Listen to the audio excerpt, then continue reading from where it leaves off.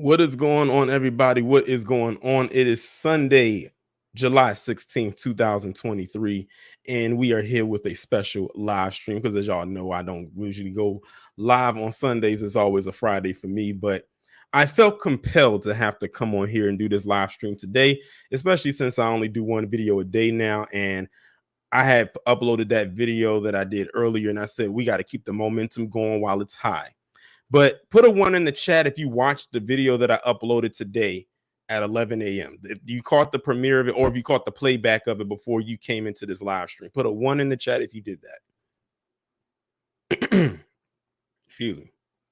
And while y'all are doing it, let me give some shout outs to those who were in the chat so far. Real Beautiness 25, Cool Spider, Iron Will, Kid Gravity. Kid Gravity, we was looking for your live stream today. Did you fall asleep? Did you fall asleep at the wheel? We was in the chat waiting for you, and I was looking forward to what you had to say, especially about ramen noodles.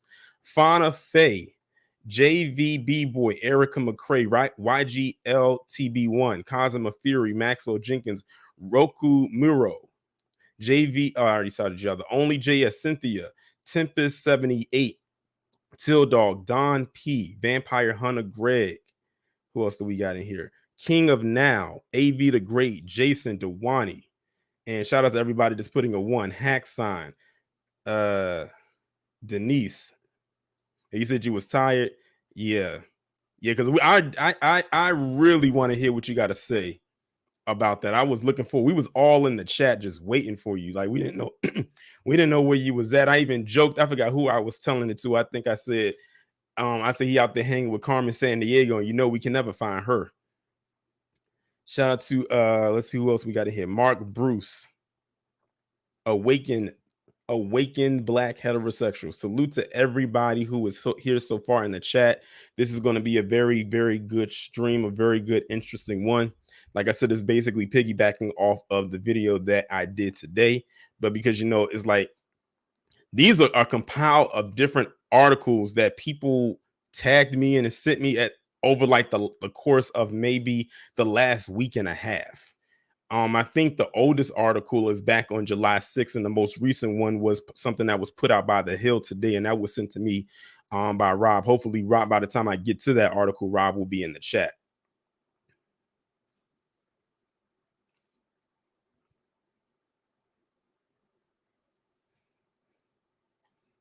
But how did y'all like the thumbnail that I made for this particular stream? I had to make it appealing somehow, some way. I was like, this is going to be easy work. This is going to be easy work. And the three screenshots that y'all saw on the thumbnail are three of the articles I'm going to talk about, but there's actually about 5 articles in total that I'm going to be talking about in totality today, but they all go back to the same thing. Tildar said off subject, but waiting for your triple P on Billy Porter getting dumped by Zaddy. You know what? Would y'all believe that the last time I recorded a video was actually last night, and it was the first video that I had recorded in over a week? See, like I told y'all, me going to upload videos once a day now, I don't have to like do so much now, which is a relief off of me. I actually counted how many videos I have to upload from like 2 days ago to now, and it's like 15 of them. So say for example, I didn't record another video for a while. I will be good for like the next 2 weeks. Shout out to Kevin C for the $3 super sticker for kicking everything off on the Don't Know side of the game. I definitely appreciate it. And we got someone, a phantom that popped up. Shout out to Noam King in the chat. I'm glad that you were here. I know that you are a very busy individual and you can't really catch all the streams like you want to, but I'm glad you are present for this one.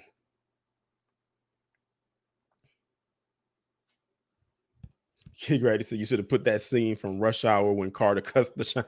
Oh yeah, I ain't no punk bitch. Man. Fauna Face said, would you make a video on Charlie Kirk's take on affirmative action? I just wanted to hear your take on it.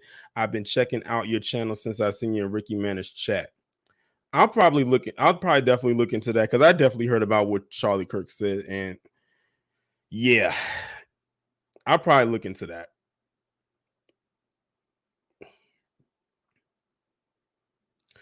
All right, y'all. It is officially 3:10, and so far it says I have 121 people in here. So I think that's enough people to go ahead and get this thing started. So let me go ahead and share the screen, make sure the audio is on, everything is right. Let me make sure I'm clicking the right tabs. Okay. So the first thing we're going to start off, and this is how we kicking things off. I wanted to arrange the articles in the order by date, but a lot of them came out all on July 6th. So I can't really tell you like time wise, when did they come out only date wise. But this one was posted July 6th, which I believe was now 2 weeks ago. And this is coming from The Nation, where it says Asian American conservatives have become key allies of white supremacy. As the death of affirmative action showed, Asian American conservatives are active, militant co conspirators with white conservatives. And shout out to YGLTB1 for the $9.99 super chat. He says, always thorough with the information that you produce and provide. I appreciate it. Also followed up by another $10 super chat from Awakened Black Heterosexual. He says, appreciate all the hard work that you put in for us. I appreciate y'all for viewing and sticking around, and all the new people that come along. Welcome to you as well. But this goes back to what I say about the co-colonizing cohort and why we as Black people cannot afford to be throwing ourselves into the category of POC or people of color, because then we get lumped in with this. Honestly, I could have been without this article and known that this was true. We already know that. But you know what? It's nothing wrong with a little confirmation. It's nothing wrong with that. So let's see what The Nation is talking about. In 2014, a California born sophomore named Michael Wang wrote an op ed for the Mercury News complaining about biases against Asian Americans in higher education. Despite a stellar academic record, Wang said he was rejected from top tier universities across the nation. Applying to college is an anxiety filled rite of passage for students and parents alike. For Asian American families, however, the anxiety is mixed with dread, Wang wrote.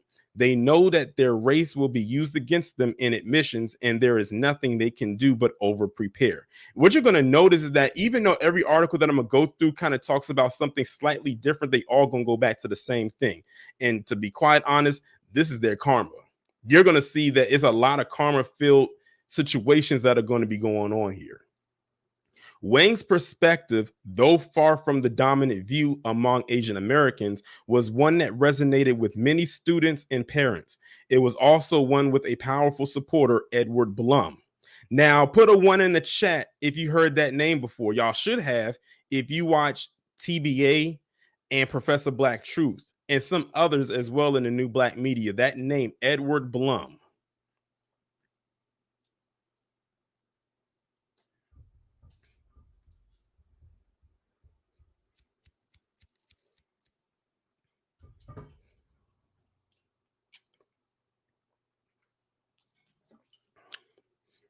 Okay, I see a lot of people have heard that name before.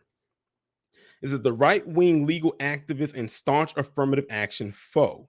Months after Wang's op ed, Blum filed a lawsuit against Harvard's affirmative action policies. And shout out to Denise Scales for the $10 super chat. She says, thank you to Torian and the new Black Media B1. I appreciate you.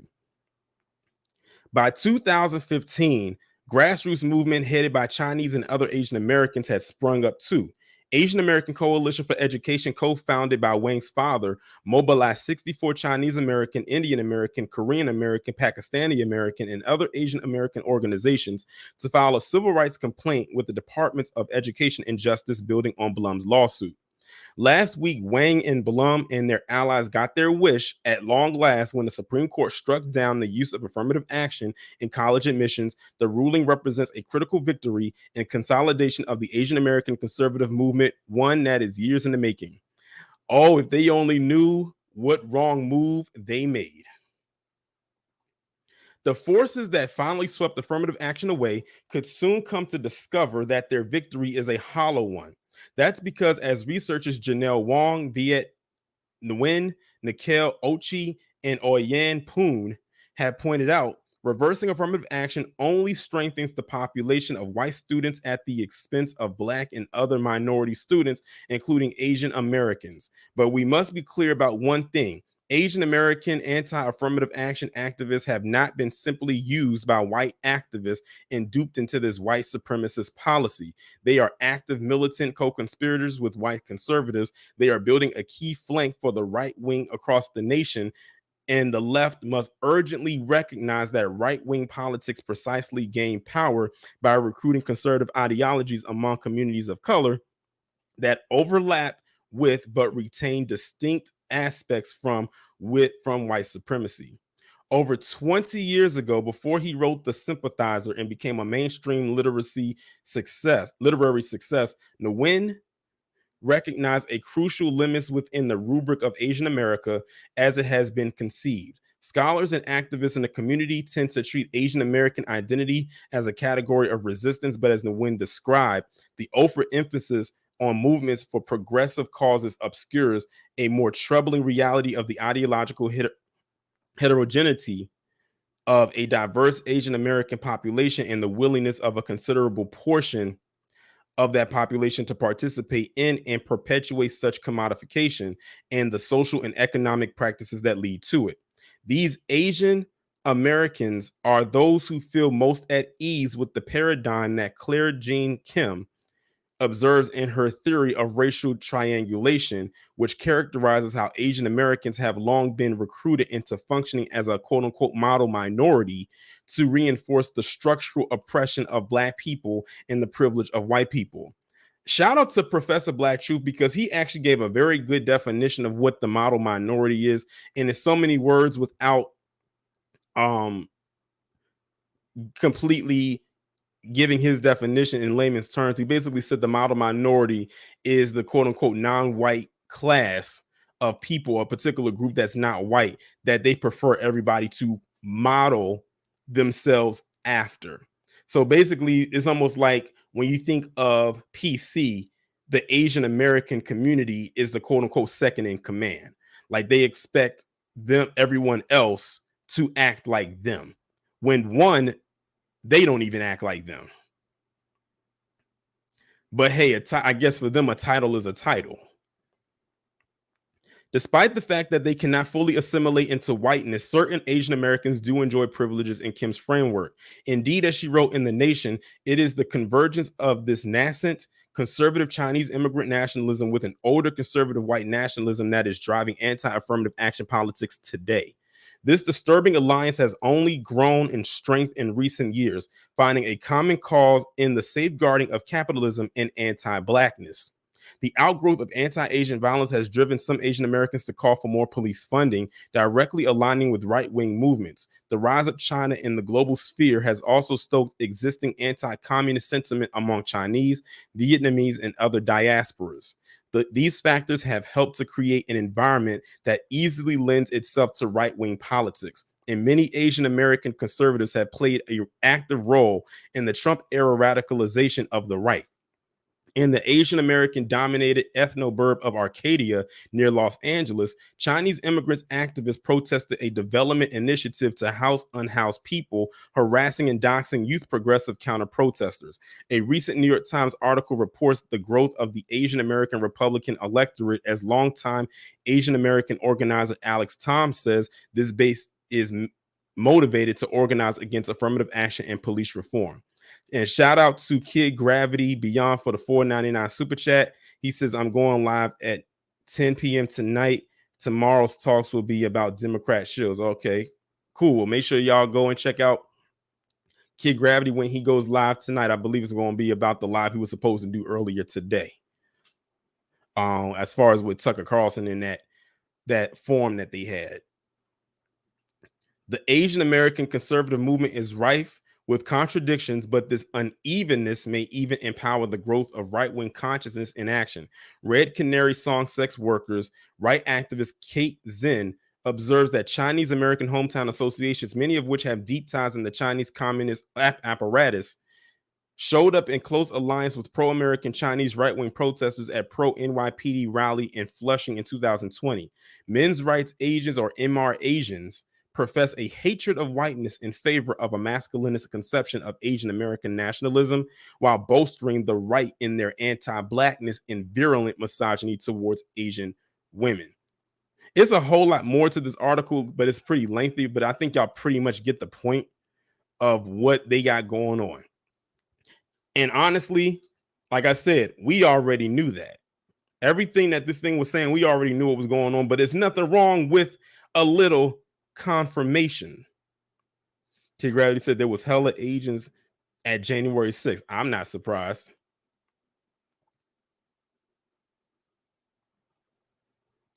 Dark Gable says there are anti-dark skin even in their own homelands. So you like the color caste system.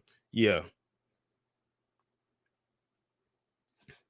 So that's that article right there. Like I said, it's a pretty lengthy one. I wanted to start reading because there were some other ones I wanted to go through that in a timely manner. And I could have spent all day literally on this one, but y'all pretty much get the point as it pertains to this one. So now we're going to segue into this other article right here that's coming from USA Today. Now, remember, I was saying that in a couple of my previous videos when it came to affirmative action and them overturning it, I said they're going to start feeling it. I just don't know when.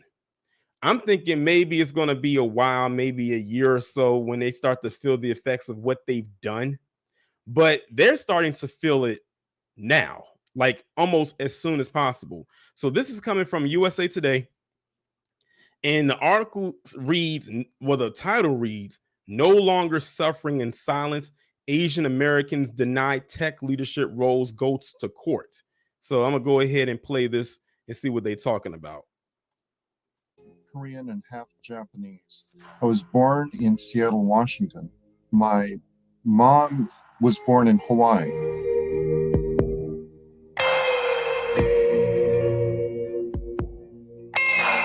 It does feel like we're finally being seen and recognized as part of the United States. Again, growing up, and even as an adult, I'd get people saying, "Oh, when did you come to this country?" Or "Where are you from?" And if I said I'm from Seattle, they'd say, "But no, where are you really from?" My name is Ari. I was born in the Philippines and lived there until I was 5, until I moved to America. I'm full Filipino and I was born in Bohol. Growing up surrounding by a lot of people that I didn't really look like, that impacted my upbringing a lot. I found myself always wanting to be someone else, having blonde hair, having lighter skin, etc. And it wasn't until I really started seeing other Filipinos in the media, seeing my classmates also be Filipino, that's when I started really embracing my culture. It's just super great to be part of the Asian American Pacific Islander community. I'm Tuan Lay Elston, and Tuan Lay is a Vietnamese name. I was born in Saigon. It's all of our America, and we all contribute to it. It's up to us to make America be the America that it should be, and we want it to be. Okay, so y'all saw the video right there. Now let's see what the article says, because sometimes the video doesn't go with the article, but I just decided to play it because maybe it has something related there, but I think it's more to it than just what the video showed. So this article was posted July 6th, the same day as the previous article. Like I said, a lot of these articles came out the same day. It says, after stints at Disney, Google, and Twitter by Shavni Jawakumar, joined Facebook and Instagram over Meta in January 2020. Her job on the youth policy team was to protect children and teens from bullying, harassment, and other forms of abuse. But Jaya Kumar, an Asian American originally from Singapore, says she couldn't shield herself from racial bias on the job. Again, going back to the previous article, a lot of them aligned themselves with you know who and said this and that wasn't, racist, and, there is no anti whatever there, but it was there. It was always there, but they didn't say anything because, again, they got the title of model minority. So they decide to willingly keep their mouth shut and turn a blind eye. Now they're feeling it.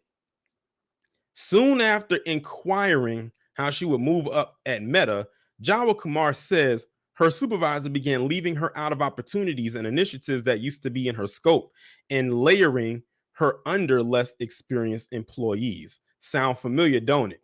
Despite years of experience and positive feedbacks as a team player, Jai Kumar says her supervisor told her she was not senior or collaborative enough to be promoted, according to a complaint Jai Kumar filed with the California Civil Rights Department. While her workload and responsibilities increased, Jai Kumar says her performance ratings began to slip. I've never felt more keenly that as an Asian woman, I'm destined to be a worker. I'm not destined to be a leader, she said in an interview. And that's an awful feeling. Jai Kumar is one of a growing number of Asian Americans in the tech industry breaking their silence and going public with charges of discrimination and retaliation. In a series of recently filed lawsuits, they say that racial biases spanning decades in Silicon Valley that typecast Asian Americans as worker bees has shut them out of management and executive positions with greater power, profile, and pay. The pattern of discrimination experienced by Ms. Jawa Kumar mirrors that faced by the broader Asian American community. Others make assumptions about what work Asian Americans are suited for. Asian Americans are unsupported in the workplace and taking on leadership opportunities. Through her lawyer, Jai Kumar is demanding that Meta make policy changes from tracking the rates of promotion for Asian Americans to training managers and tropes and stereotypes about Asian American employees. Meta declined to comment. These conversations have happened in private rooms, living rooms, and personal spaces for long enough. The generations of men and women before us had to suffer in silence. I don't think any one of us wants this to continue for a minute longer than it already has. Ever since changes in immigration law lifted restrictions on people of Asian descent, especially those who are highly educated and skilled, Asians and Asian Americans have made up a significant portion of engineers and other professionals in the tech industry, but not managers and executives. You want to know what's so crazy? They can try to say that we are the ones at fault for whatever positions they feel like they're not getting, going back to affirmative action. But keep in mind who owns these tech industries that are keeping them out. It's not us. Honestly, the people who ask y'all kiss so much have been keeping us out to put you there in front of us.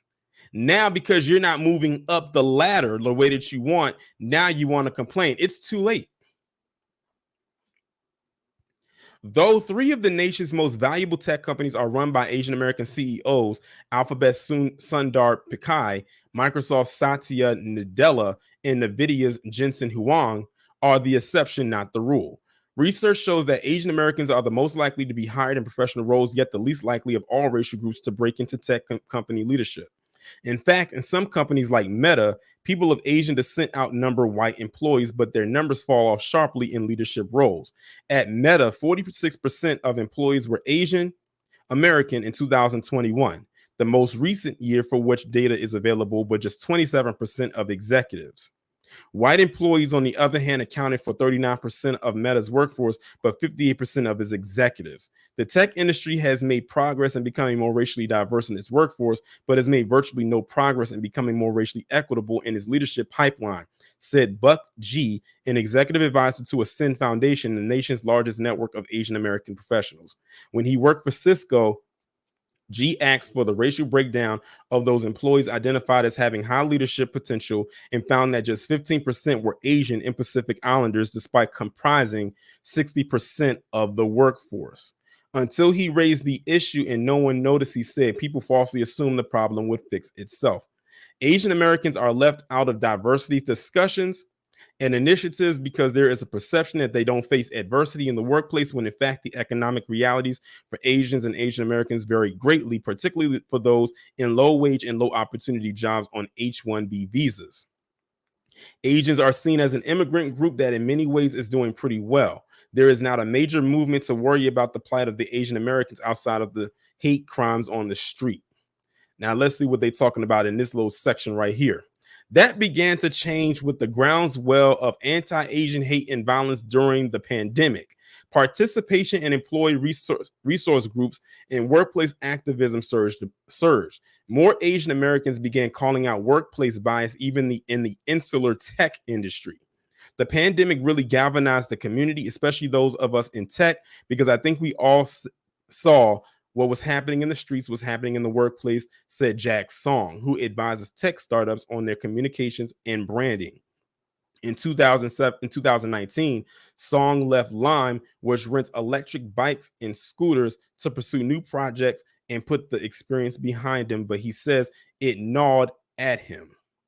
In a statement, Lime said it was surprised to learn of Jack's recollection of the circumstances surrounding his departure. The Lime founders at the company's current CEO identify as Asian American, and diverse perspectives drive all aspects of the business, according to Lime. I'm kind of skipping around because this is another lengthy article.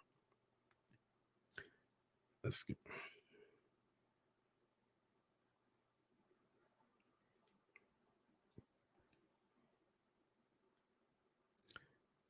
So pretty much the rest of the article is like, it's like a lot of blase, whatever.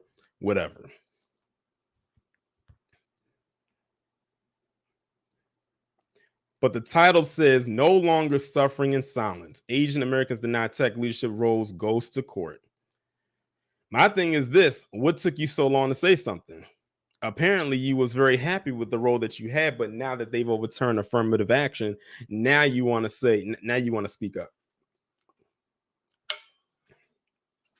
Apparently, you was very comfortable in the role you had. And again, this is them fighting now with the same group who they wanted to get so close to.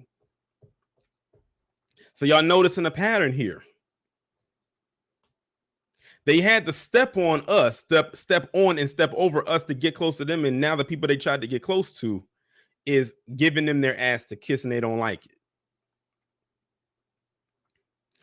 Oh, well, now this next article is going to be very interesting because this one actually has something slightly to do with us.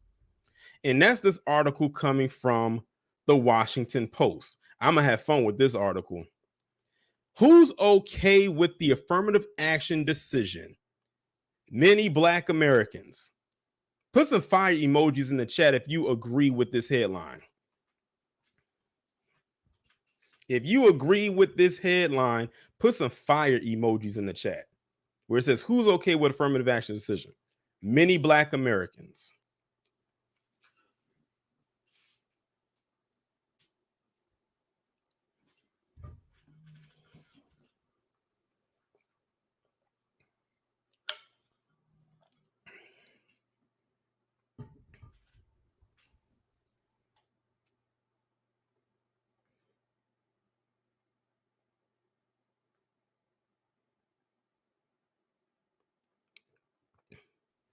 Well, let's see what this article is hitting on. And this too was posted on July 6th. Again, another July 6th article. On Wednesday, I wrote about how the Supreme Court's recent decision, despite heavy criticism from Democrats, seemed unlikely to spark a significant backlash. Certainly not on the scale of the decision that overturned Roe v. Wade last year. On the contrary, perhaps the court's most momentous decision this year, severely restricting the use of affirmative action in college admissions, was arguably quite popular.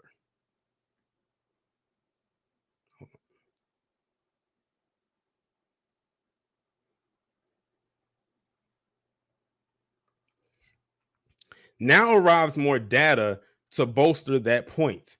What that data also suggests is that even Black Americans are unlikely to strongly object. All this time they spent trying to say how Black people benefit the most from affirmative action, because that's basically what it is. They were banking that we were going to be the main ones that was going to constantly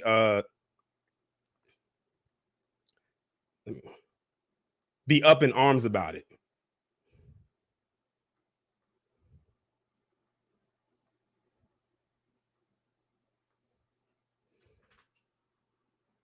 Hold on, y'all. I'm trying to see why my chat isn't moving.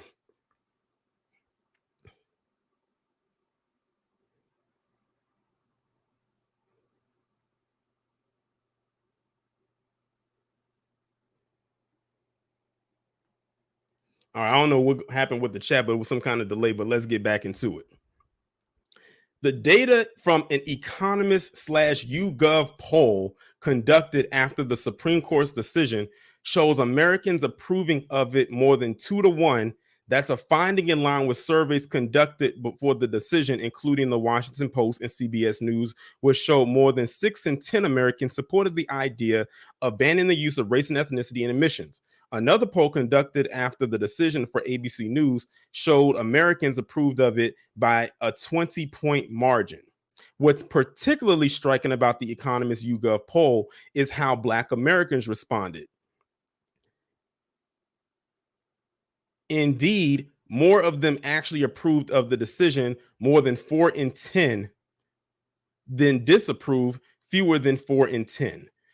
And more Black Americans strongly approve, or 31%, than disapprove, which was 26%, I'm sorry. This finding is also in line with previous polling. While polls have long shown Black Americans in favor of affirmative action, the Washington Post SAR school poll showed nearly half, or 47%, of supported banning the use of race and ethnicity in admissions. If you dig a little deeper, you begin to see why that might be. The lack of a perceived personal connection to the policy. And there it is right there. It was supposed to be for us, quote unquote, but they gave it to everybody else, mainly white women. It didn't benefit us. So why would we be up in arms about it? And what's up, LVZ? I see you in here. I got the text you sent me, but I do see your comment in here. The YouGov poll also asked people whether they felt affirmative action had an impact on them.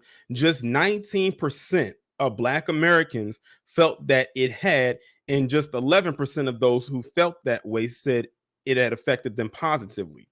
This is something that also shows up in the older Pew polling.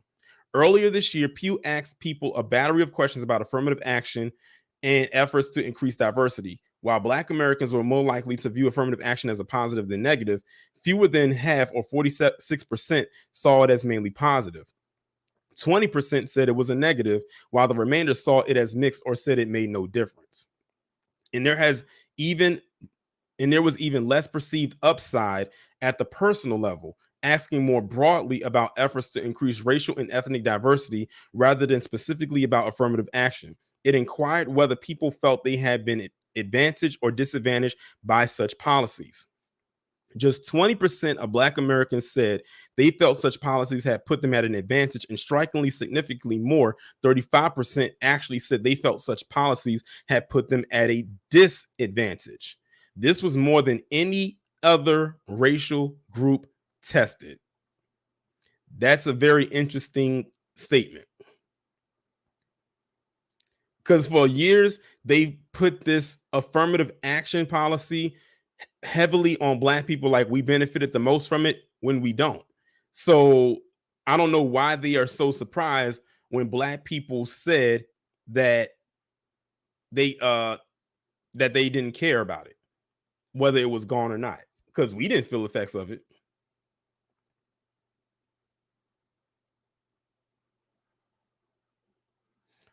There are some caveats. Affirmative action is difficult to poll, and the results can vary widely. Polls that refer to the goals of affirmative action tend to make the policy somewhat more popular. The recent CBS poll is a case in point. It showed 53% of Americans said they wanted affirmative action programs to continue, but 70% said colleges shouldn't be allowed to consider race in admissions. People also might generally like the idea of race-blind policies in theory, but less so in practice, particularly if this winds up driving down, here they go, here it is, Black and Latino enrollment. They had to throw the Black and brown in there somewhere at selective colleges. And you could also realize they didn't do the Black and brown thing until the end of the damn article. And you could also understand why people wouldn't want to say they have been given an advantage over others, because it suggests their achievements are affected by that.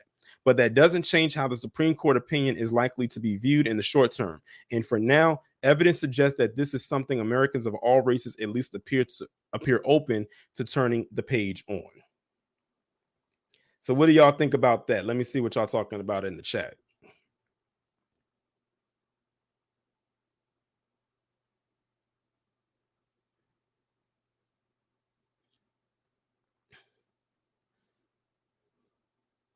Dark Gable said the United Snakes corporate gave these MFs 35 million in NYC alone after the scam-demic. LVZ said Latinos use it more than us. Lane said it takes resilience to graduate from college. Scoop said it ain't no black and brown.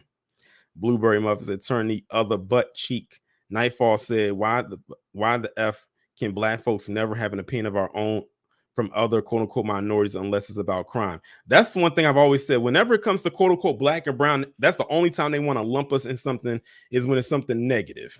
Otherwise, it's them and us. And when I say them and us, I'm talking about them being separate and us being separate. JVB Boy says there's going to be a lot more ages in HBCUs. You want to know what's so interesting? As y'all know, I've already said it plenty of times. I went to an HBCU 07 to 2011. I don't think I saw one Asian person enrolled at the school I went to. I don't know how it is now, but I know then I don't think there was one Asian person that was enrolled as a student at the school that I went to.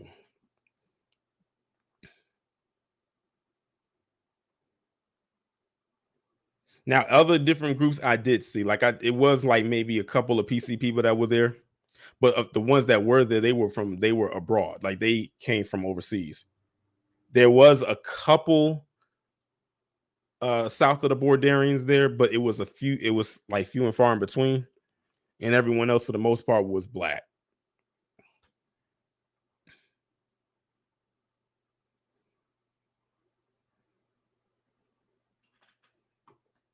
But yeah, I don't know why they're so surprised that black Americans are fine with this decision. Like they thought we was going to be outraged. We're not. Like they tried to get us with a gotcha moment. Like they were taking something from us. You weren't taking anything from us. You took something from yourselves. And I'm talking to the Asian American community. You took something from yourselves. And with that video that I did earlier today about the legacy admissions, y'all are trying to take something away from PC. And I bet you they're not going to stand for that. Not when that comes from that's donor money. They not about to stand for that. So good luck. But let's move on to the next article. And this one was posted. Oh shit. My bad, y'all. I ended up clicking out of the article by mistake. Let's go to this article right here from MSN that was posted July 7th. 2023. So we're finally away from July 6th. Asian Americans feel particularly targeted by new laws criminalizing those who assist voters. So let's see what this one's talking about. Y'all see all this stuff that's coming like a big tsunami, like a big tidal wave after the overturning of affirmative action? Is literally happening in droves now. Like I said, I wasn't expecting it to happen this fast. For a century, the League of Women Voters in Florida formed bonds with marginalized residents by helping them register to vote. And in recent years, those efforts have extended to the growing Asian American and Asian immigrant communities. But a state law signed by Governor Ron DeSnowflake in May would have forced the group to alter its strategy. The legislation would have imposed a $50,000 fine on third-party voter registration organizations if the staff or volunteers who handle or collect the forms have been convicted of a felony or are not U.S. citizens. And shout out to Vampire Hunter Greg for the $5 super chat. He says, these wontons will be crying when Asians are driven out of these PC institutions. I can't even be disagree with that. And shout out to you for the super chat.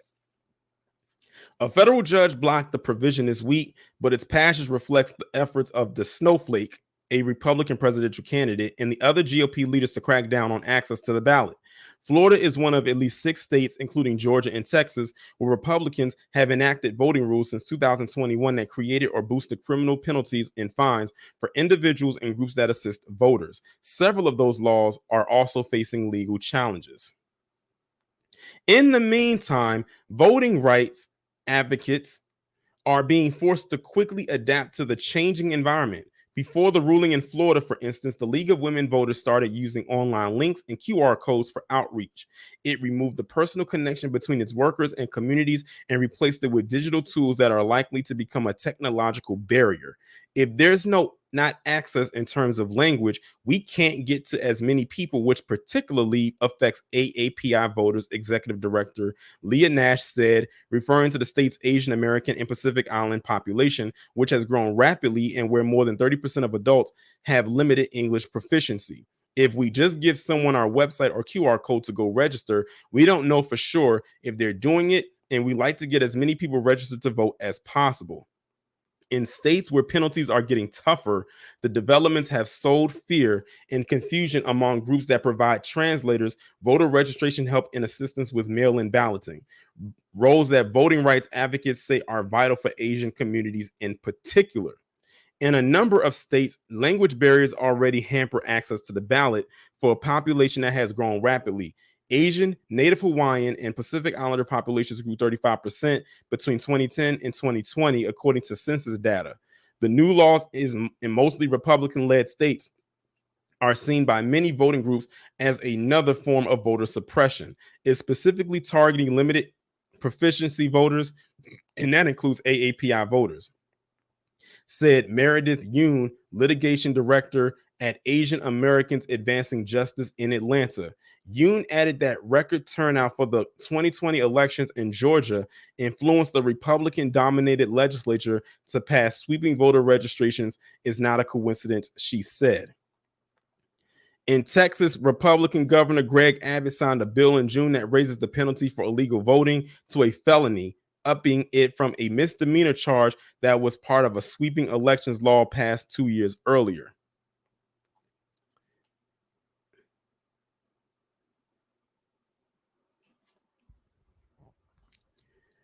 Yeah, that karma is coming in with the swiftness. I see what y'all saying in the chat. Lane said, more harvest season. I'm happy. Let the harvest come on in Jesus' names. Blueberry said, harvest those nuts. Up next is one night in Bangkok makes the heart man humble. Y'all are crazy in this chat.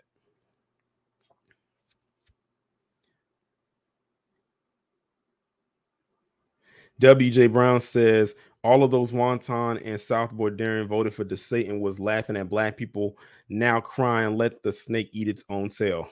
Right.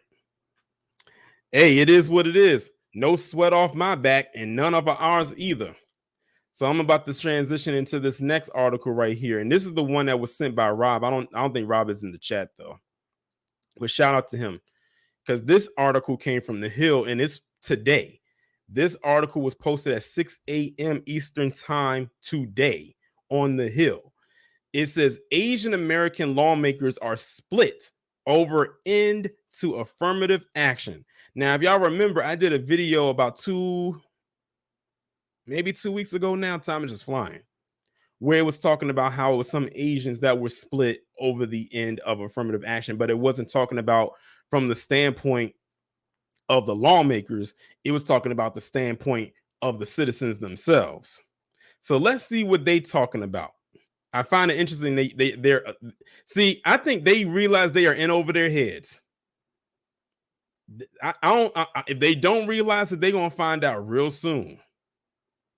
The end of affirmative action, which followed a lawsuit brought by an organization that said Asian American and white students were being discriminated against. I don't know how white students were being discriminated against, but okay, has highlighted the starkly different viewpoints of Asian American lawmakers. While some are warning Asian American and Pacific Islander students will face additional challenges in applying to elite institutions, others are celebrating the end of what they say were discriminatory practices. The Supreme Court's ruling last month against Harvard University and the University of North Carolina at Chapel Hill, backed by 6 conservative justices, are expected to dramatically change how college admissions work, effectively ending race-conscious considerations.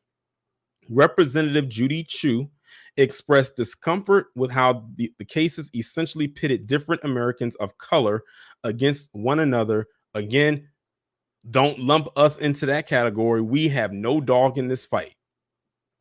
with advocates for ending race-conscious admissions arguing the policies benefited Black, no, they didn't, Latino, and Native Americans at the expense of Asian Americans. Chu said she was deeply distressed by the court's decision, noting Asian Americans are not a monolithic group, and the decision will hurt certain Asian Americans and other minority Americans systematically, denied equal opportunity in education. As a community college professor for 20 years, I know that students learn best when they encounter diversity in the classroom. Chu, chairwoman of the Congressional Asian Pacific American Caucus, told The Hill. Chu added that it was extremely upsetting that Students for Fair Admissions founder Ed Blum shopped around for Asian Pacific Islanders after his previous attempt to overturn affirmative action using white women failed. In 2015, Blum told a group gathered by the Houston Chinese Alliance that he needed Asian plaintiffs. He used AAPIs as the victims in his subsequent lawsuit, Chu said, pointing out he did not name an Asian American or Pacific Islander plaintiff in the case or put such a student on the stand. Still, polls suggest Asian Americans have varied views about affirmative action. A June poll conducted by Pew Research Center found that 53% of Asian American adults who had heard of affirmative action said the policy was a good thing. 19% said it was a bad thing. 76%, however, said race or ethnicity should not factor into college admissions decisions. Y'all are about to eat them words. Y'all have opened up Pandora's box, and it's not closing. Proponents of affirmative action argue it helps to create a diverse campus environment, or that the policy helps ensure disadvantaged students have access to elite instructions like Harvard.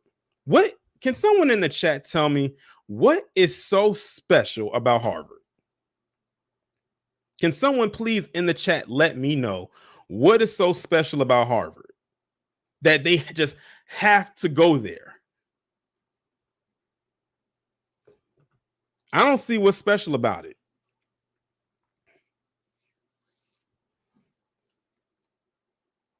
Ms. Butterscotch said just the name. Kid Gravity said Harvard is like a Birkin bag or a super yacht.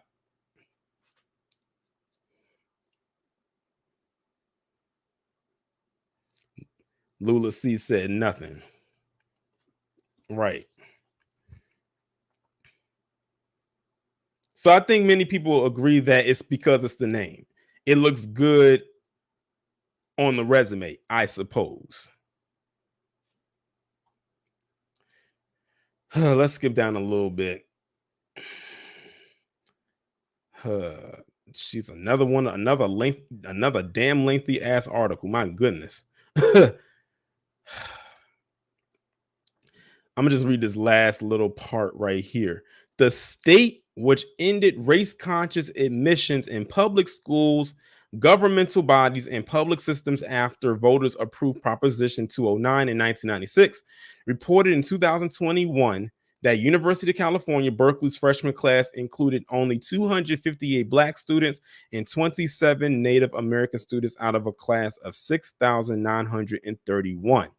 The brief also emphasized enrollments in the entire UC system decline has among minority students and Black, Latino, and Native American students widely reported struggling with feelings of racial isolation. I wish I could actually ask these individuals personally what they actually think, because sometimes you can only take what they put in some of these articles with a grain of salt. And that's pretty much the end of that. Now, I had somebody ask me in the chat, I don't know if they're still here. I forgot who it was that asked me, but it was somebody who had asked me, what did I think about, or was I going to do a video on what Charlie Kirk said in pertaining to Black women, well, 3 or 4 particular, I think it was like 3 Black women in particular, and affirmative action. Well, I said, you know what? Since this topic of discussion was about affirmative action, and even though it was more focused on the Asians, I said, you know what? I don't know if I'm gonna get around to making a video about it, so let me just go ahead and throw it in here. So what we're going to do is we're going to play this video. A lot of you probably already seen it. And y'all going to hear the nonsense that comes out of Charlie Kirk's mouth, which is pretty much anything that he says the minute he opens his mouth and words start to fly out of it. And shout out to Kerman S. Wingfield for the 10, but well, I'll just say $9.99 super chat.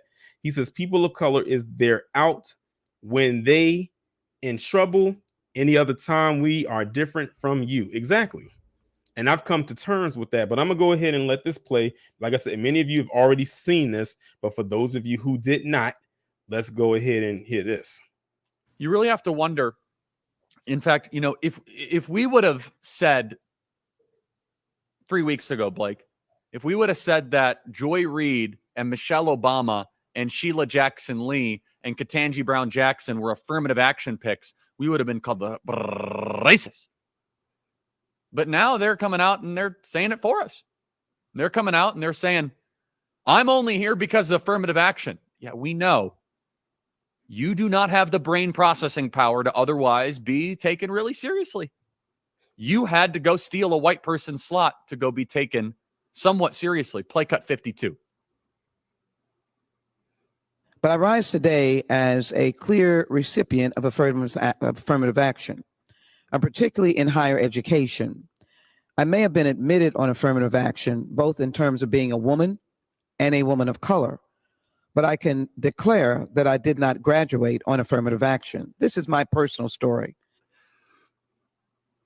I hear because of action affirmative. She can't even say that. We know. It's very obvious to us that you were not smart enough to be able to get in on your own. I couldn't make it on my own, so I needed to take opportunities from someone more deserving. You know, this is how arrogant Joy Reid and Ketanji Brown Jackson and Michelle Obama and Sheila Jackson Lee are. They're so narcissistic, they think this is persuasive. They think we're like, oh, of course. That's why we need affirmative action, because you have impressed us with your brilliance. Of course. Oh no, imagine the world without Joy Reid. Imagine the world without Sheila Jackson Lee or Michelle Obama or Ketanji Brown Jackson. They think this is persuasive. They think as they kind of now reveal that I'm only here because of anti-white, anti-Asian forced discrimination policies. That turned me into a bitter, resentful activist that hates white people, honestly, through our policies. You really? Okay, so y'all just heard this nonsense. But before I go in on Charlie Kirk, how many of y'all was listening to TBA's broadcast that he did yesterday? I feel like this is perfect timing for something that he said. And I'm actually going to skip ahead in this video to get back to Sheila Jackson Lee. How many people in here was present during TBA's broadcast that he did yesterday? Because he said something, and Sheila Jackson Lee actually did it in this little excerpt that Charlie Kirk pulled up. And I'm going to play it right here. As a clear recipient of affirmative action, particularly in higher education. I may have been admitted on affirmative action, both in terms of being a woman and a woman of color. I may have been admitted on affirmative action on the basis of me being a woman and a woman of color. If y'all were listening to TBA last night, he says there are people out there who are black, who are scared and fearful of saying they are black.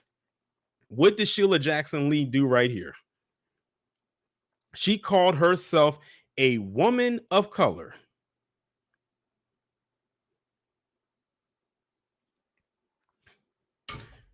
Charlie Kirk didn't refer to her, Joy Saturn Rings Around the Neck Reid, or Michelle Obama as women of color. If he could have called them the other word, he would have, and he probably has called them that, just not on the air.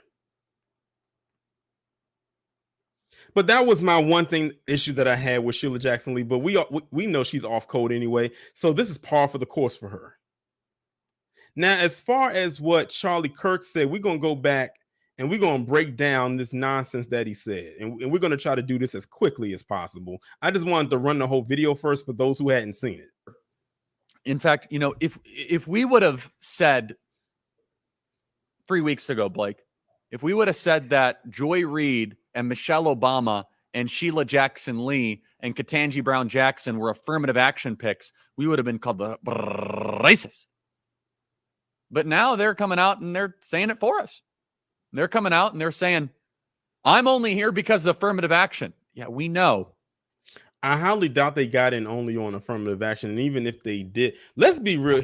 You know what? I'm not even going to spoil the next part for you. I'm going to let the video play, but it's something that I learned about Charlie Kirk that probably leads into why he's so mad. But I found it interesting that he picked 4 black women when it was publicly known that Clarence Thomas was a benefactor of affirmative action. What if I told y'all they go after what they perceive as the soft target? Now, depending on how you feel about these women is all up to you. With the exception of Joy Reid, the other 3 women hold positions of high levels of importance more than Charlie Kirk ever wishes or ever could. Again, I'm going to say that I'm taking the emotions out of it. Despite how you feel about 3 of these women, with the exception of Joy Reid, those 3 women hold high or held high prominent positions that Charlie Kirk never could or never would. One of them, he can't do it because clearly he doesn't have the anatomy for it. All of them had all of their intelligence levels, as far as I'm concerned, are eons ahead of his. He swears up and down that this was a gotcha moment. And it really wasn't.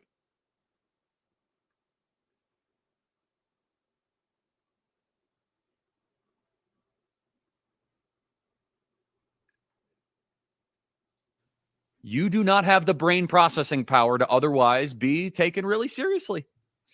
Is that projection? He said they don't have the brain power to be taken seriously. That could definitely be said about Charlie Kirk. He thinks he comes from an ilk that thinks that they are the smartest person in the damn room.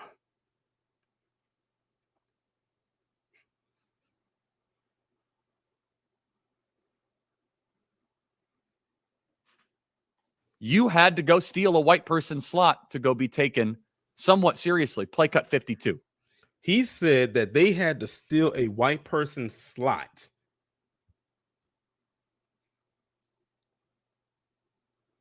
He said they had to steal a white person's slot to get into these schools.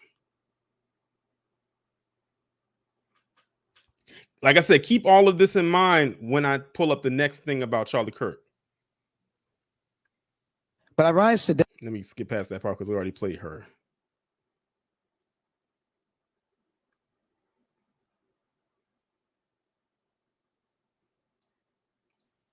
I hear because of action affirmative. She can't even say that. It's funny that Charlie Kirk is actually having a good laugh at Sheila Jackson Lee's expense because she mispronounced affirmative action, when just a couple weeks ago when I was talking about him, Vivek, and Candace, when I got to his part, he couldn't even say proclamation right. This guy said proclamation. He created like a whole nother word. So I find that very interesting that he finds this funny. We know. It's very obvious to us that you were not smart enough to be able to get in on your own. I couldn't make it on my own, so I needed to take opportunities from someone more deserving. You know, how do you know that those white people were more deserving, Charlie, because they were white? I hope y'all are understanding what he's saying. He says he's basically saying that black people are too dumb. This goes beyond what he's saying, goes beyond what he's relegating to just these 4 women. This is how Charlie Kirk feels about black people, period. He's basically saying, how could they have gotten into these elite Ivy League schools over a white person? And that white person could be as dumb as he is, but because they're black, they just have to be by default stupid.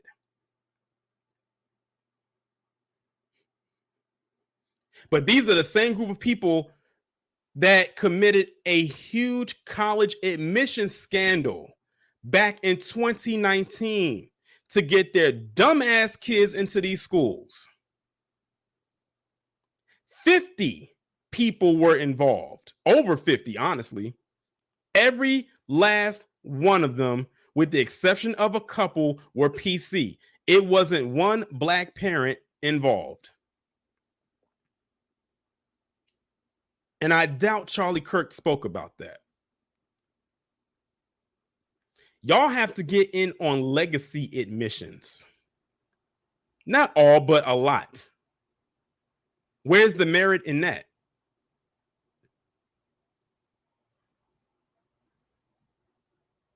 No, this is how arrogant Joy Reid and Ketanji Brown Jackson and Michelle Obama and Sheila Jackson Lee are. They're so narcissistic, they think this is persuasive. You know, everything that he's projecting onto them could definitely be said about him. Like I said, this is all projection for him. They think we're like, oh, of course. That's Exactly, LVZ. The others involved were Asian. why we need affirmative action, because you have impressed us with your brilliance. Of course. Oh no, imagine the world without Joy Reid. Imagine the world without Sheila Jackson Lee or Michelle Obama or Ketanji Brown Jackson. We wondered the same thing about you, Charlie. Imagine a world without Charlie Kirk. Imagine a world without you in it.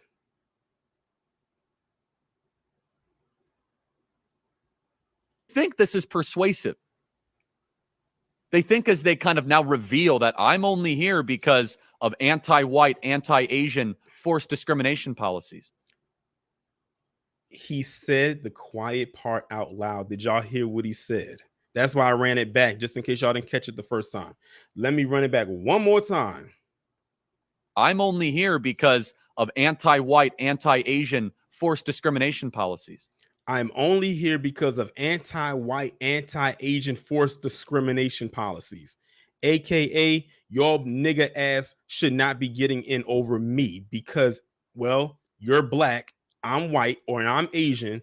So all of this belongs to me, not you.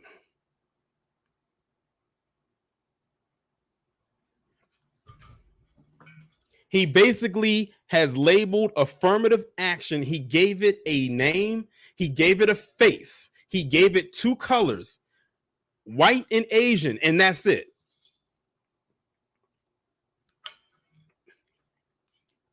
If you are not white and you're not Asian, then you should not benefit from affirmative action. But I'm going to move on to the last part of this thing right here and show you how stupid this dude is.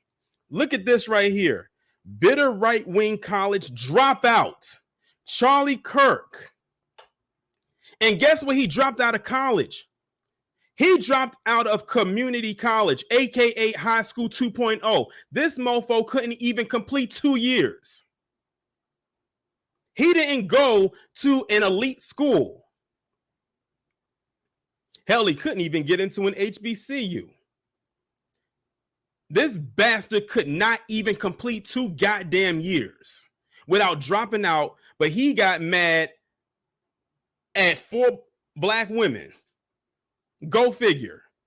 And want to talk about mediocre and mediocrity? And furthermore, let me scroll down because it was something else that I learned about Charlie Kirk. Let me see if I could see. It says, ironically, Kirk dropped out of his junior community college without even having earned a degree. How are you, a high school 2.0 dropout, saying anything? It was something else that I wanted to oh man, I scrolled through it already. Let me see if I can find it. Because it was something else they mentioned in this particular article that I didn't see anywhere else. Hopefully I didn't overlook it.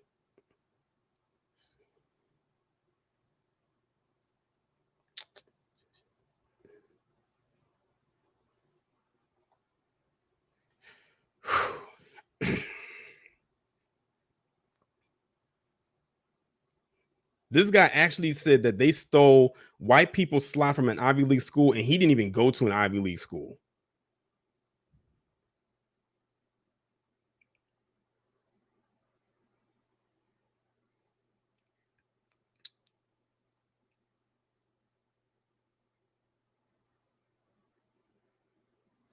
All right, y'all. It was something else that that was attached to this, but I can't. Oh, here it is. Look at this. Kirk shared he once wanted to go to West Point, but was denied, and he blamed it on his theory that a far less qualified candidate of a different gender and a different persuasion, aka different race, took his spot.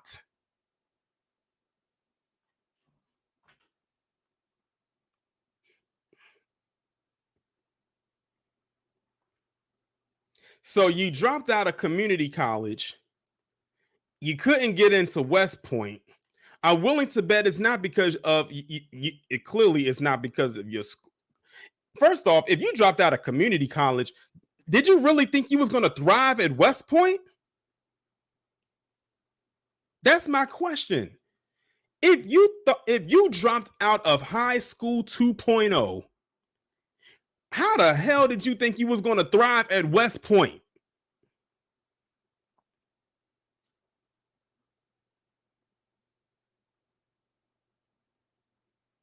That's what I'm trying to figure out. Someone please help me out, because I don't know.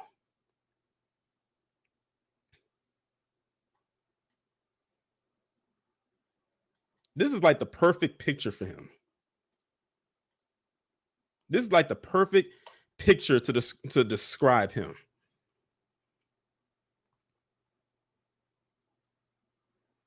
Like I said, everything that this dude is putting out right now is nothing more than pure projection.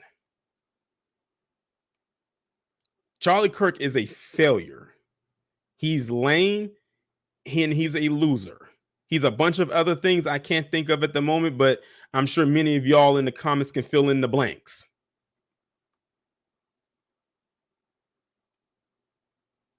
Shout out to YGLBT1 for the 1999 super chat.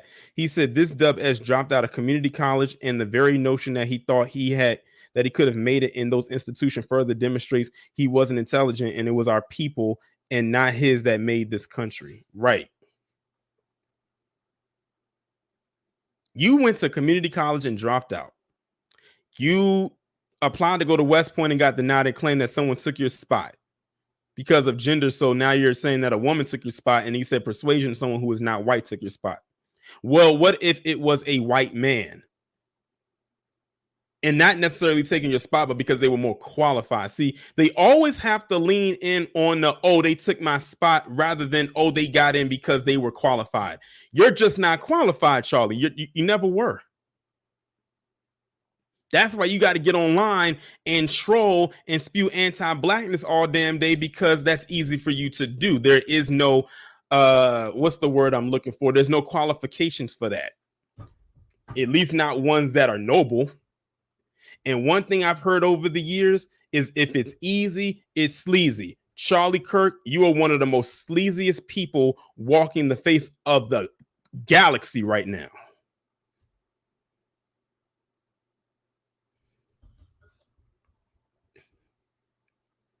But I got a question for those in the chat. I know y'all are very opinionated, and I usually wouldn't do this, but I feel compelled to do it today because I know some of y'all might have some things you want to say. So I'm going to activate my inner TBA right quick. Put a 1 in the chat if y'all want me to drop the link and y'all want to come up and give y'all opinion and y'all take about anything that I talked about today on this topic. And it's only going to be on this topic, and I'm setting a timer, which means it's only going to be for 30 minutes because I'm not trying to have this thing last for over an hour. Shout out to Always Me for the $10 super chat. All right, so I see some people wrote some 1s in the chat, so I'm going to post the link right here. Y'all can come up, and from the time the first person comes up, I'm starting the timer, and it's going to be for 30 minutes. So like I said, stay on topic with what we're talking about, and we're going to be on for 30 minutes. So I just dropped the link in the chat. I may need to go ahead and pin it.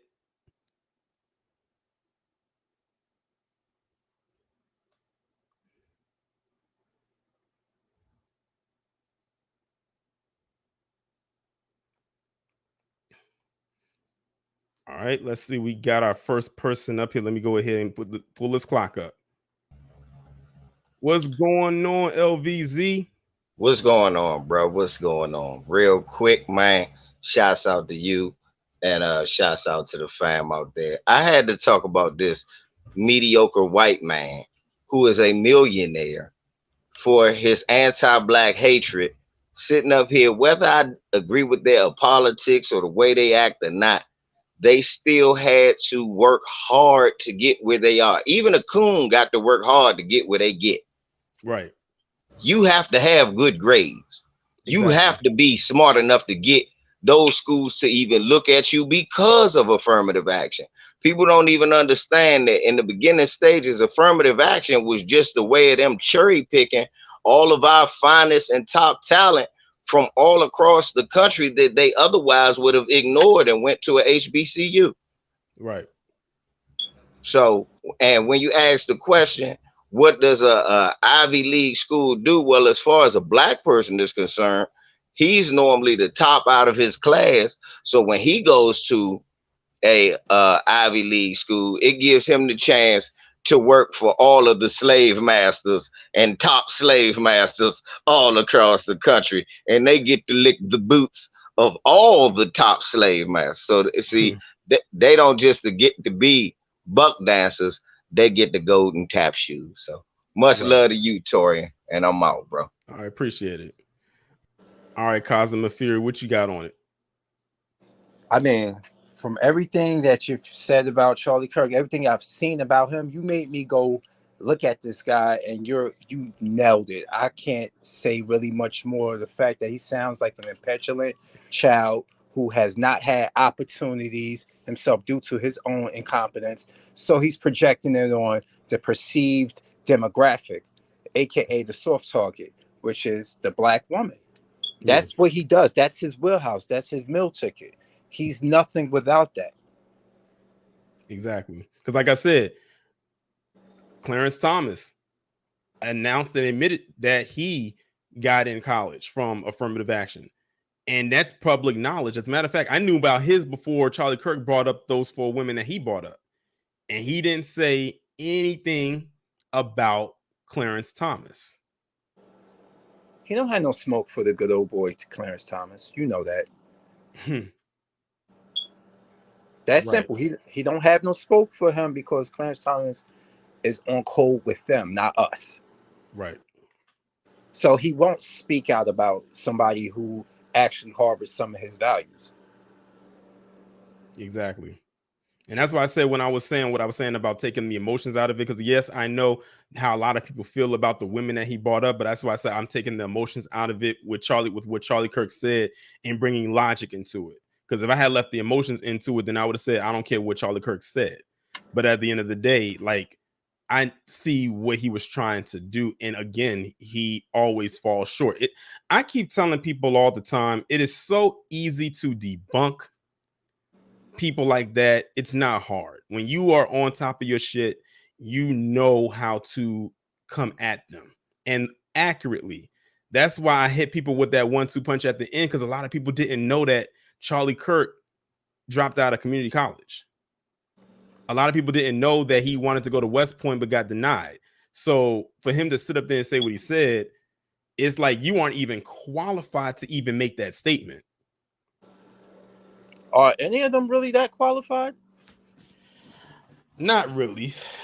Exactly. And they're fighting to make sure that they don't have to be qualified by calling everything woke.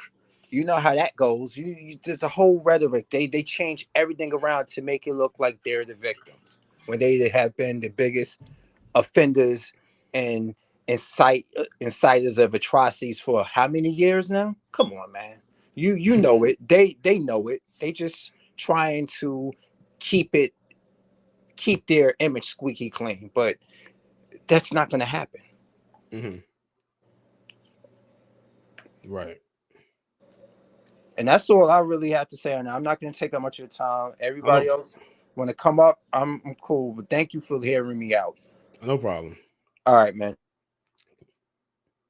If anybody else would like to come up, y'all can come on up. Like I said, I pinned the link to the top of the chat. So for those who want to come up, like I said, the clock is ticking. Y'all got 25 minutes. So we got plenty of time. I'm going to keep the clock going. That way, if anyone would like to come up and speak their piece about this, like I said, this is something I usually don't do. Right now, at this time, I would have already ended the stream. But I said I got time today. It's still relatively early. The sun is out. So if y'all want to add y'all 2 cents, make sure to click the link that is pinned at the top of the chat. Dark Gable said Kirk got an F in eating lunch. That's worse than failing gym. I remember when I was in school, I was like, how do you fail PE? Like, that's the easiest A you could ever get. And it's the only class that doesn't require like technical stuff like writing and reading. Let's see. What's going on, Amara? Oh yeah, hey Tori, what's up, man? What's going on? Much. Well, I'm gonna just keep it short. I like how you expose these fools for the hypocrites they are, and don't forget our favorite Kunstress. She's a dropout as well. Oh yeah. So she can't even say the same things that Charlie Kirk said. I find that very interesting. I find that very interesting considering that they are real buddy with each other. So yeah. Oh, Torian, you know, hold on, give me a second. I gotta shut something down. Right, hold up.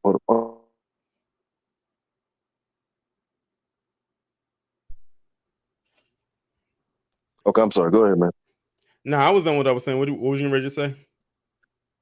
Well, what happened? What I was saying, just I'm not a college graduate, but right is right and wrong is wrong. Yeah. You know, and you know, I have a lot of family members and uncles and aunts. Uncles and aunts that are college graduates, and you know, just to see these fools talk about us, like you said, so they could be the victims. Basically, all they trying to do is just recruit Asians on their side to go against black folks. Yeah. Yeah, you can hear it. That's what, like, you can literally hear it when Charlie Kirk said that. That's why I had to run that last part back of what he said, that they're just doing this as a way, as forced discrimination or anti-white, anti-Asian forced discrimination, whatever it is that he said. But that's basically, like I said, they were trying to put a face and a color behind affirmative action. So yeah, like I said, listen to them long enough and they will tell on themselves. Exactly. Well, I'm gonna say this part, and I'm gonna be on my way. Torian, salute to you. You keep doing what you're doing. Keep exposing these frauds for who they are, man. No problem. I'm glad people like yourself and everybody who's in this chat, all 352 people that are now watching. I had like over 400 wow initially. Yeah, you moving up, Torian. yeah. Usually like when it comes to when I do like singular topics like this, these are the ones that really grab people, you know, opposed to when I do like multiple topics at one time. But yeah. So, but shout out to you for coming. I have a suggestion for you. You should get your own T-shirt now. It's time. Get your own merch, Torian. I will buy your T-shirt, man. I got you. I got the one stuff already. Okay. Get your own T-shirt, Torian. It's time. Right. All right, but you have a good day, brother. You keep doing what you're doing, okay, man? I'm proud of you. Too. Appreciate it. All right. All right. So the next person we have is J-Dog. What's going on? Hey, what's up, Torian? What's going on? So I know you're talking about Charlie Kirk or Charlie the Jerk. That's what that's the new nickname I'm gonna call him. This is the same guy. This is the same guy who was defending a mess arounder at what was it, a church or something? I think you talked about it on one of your videos when mentioning Charlie the Jerk. But he wants to talk about what black women are doing and stuff like that. Wasn't black women the most educated women in the country with the most degrees? Yeah, that's what they said. Yeah, the statistics. And Charlie Kirk wants to talk about that. That's not true. But yeah, he's a college dropout and stuff like that. But he was the one who was defending a pedophile at Turning Point. Oh yeah, okay. Oh yeah, I know what to talk about now. Like now that you brought that up, yeah. I talked about that individual, about him, in that individual, and they tried to claim that Charlie didn't know about this person. I'm like, you are the head of TPUSA. How the hell did you not know who you are allowing to come into your organization? I know, and they're supposed to be against those kind of people, and they are invited one, and they wanted to forgive him and stuff like that. Right. And as far as the Asian community, they're going to find out the hard way that they're not liked by the racist white folk either. In fact, they found it. They find. I don't know when you came into the stream, but they're finding that out now. I just wasn't expecting it to happen this fast. I was thinking, with the overturning of affirmative action, maybe it's going to take a while for it to settle in. But it's not. It hasn't even been a month since they've done it, and already we're seeing articles come out like a week or two or a week and a half afterwards of them saying the discrimination that they face. Honestly, I know that they've been facing quote unquote discrimination from them for a while, even while affirmative action was still there, but they weren't saying anything because they were living the quote unquote high life in a pseudo sense. But now that they have knocked down their own barrier, now they want to come out and say, oh, we're dealing with this and we're dealing with that. Really, I think the reason why they're saying all of this is because they're hoping that Black people will come and aid them in fighting against who their real enemy is. I hope they don't think that's going to happen, because for the long haul, y'all have been against us as a collective. So y'all are on your own. Hence why I made the thumbnail where it says time to fight for yourself and hold your own wontons, because now you have to literally fend for yourself the way that we have been having to fend for ourselves. And then they just throw other people on us like we're supposed to hold their hand and carry them across the finish line into the promised land. It's not happening. And here's the thing. What was I about to say? I forgot what I was about to. Oh, wait. Here's the thing. We ain't coming to save them. We have done enough saving. Right. All right. We warned these groups that this is how white supremacy is. But they're gonna face their karma, and don't expect us. Well, don't expect the FBA's, the Foundation of Black Americans, to help them. Probably some other group of blacks, like the Africans or the Caribbeans, will probably come to help, because they're. Didn't you just recently do a video about the African group is now putting a lawsuit against Harvard? The Asians probably will get them, but Foundation of Black Americans, don't expect us to help them. I think it was, of course, the Asians, and it was a group, I think, that's headed by Latina women. I think that's the other organization. It might be some other ones. I can't exactly remember. It was actually all two, of them, because I remember you looked up it was actually two Latino groups. I remember when I was watching your video, it was one group that said it was Latino, and then there was something like the Chicas and stuff, and that was also with the Latinos, but only Latino women. So yeah, exactly. What's going on, JV, B-Boy, and Lane? What's going on? What's going on, Tori? And I appreciate you for allowing me on your platform today. Thank you very much. Oh, no problem. What you got to say about the topic? It's going along with what everybody else has been saying. Look here, and this has come from a few years ago, but there were videos showing these Asians over here aligned right beside these white supremacists over here going against Black folks where we were there. I mean, in different scenarios, like protesting against uh, the unnecessarily unaliving of the guy from Sacramento. There are a couple of more incidents where these Asians were aligned with these white supremacists and speaking all anti-black rhetoric against us. And like everybody been saying, hey, I mean, shoot, these chop sueys, they're gonna have to start chop suing for themselves, you know. I mean, you can say wonton if you want. It's cool. You know, I'm gonna say chop suey, you know. But so, hey, as far as I'm concerned, I already saw this coming a long time ago. I mean, everybody got to align alongside whoever makes the rules, and we don't make those rules. They don't make those rules. We know who make those rules out here in this land. And if you don't get on side there, sure, you're gonna get put down. And that's how I've been seeing it for a long time. And I hate saying it like that because I don't want folks to take things like that the wrong way and all that there. But sure, it just is what it is. And it's always been like that, even since before we were born.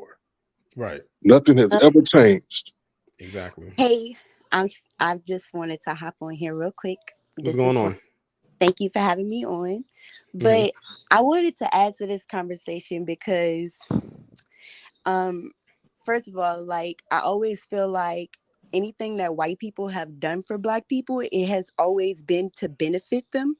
Exactly. Yeah. So like even going, if you date back education in black history, if you look at how it's progressed, we weren't even allowed to read at some point because it didn't benefit them for us to have certain knowledge. Mm-hmm. So if you fast forward a little bit in time, and I like to refer to it as, if y'all all seen the movie School Days. Yeah. Like, you remember in that movie School Days where the black people were pitted against each other inside this college fraternity type thing, right? And white people had been doing this already for centuries, where they were in these schools sacrificing people, you know, basically setting themselves up to be in a better position in life. So when they started letting black people go through school, when they finally let us into colleges, it was to benefit them at first. They were Exactly. letting black people in, but they were letting mainly the people that they could Manipulate. Yep. Yeah, the people they can manipulate. That's how affirmative action got Clarence Thomas in there.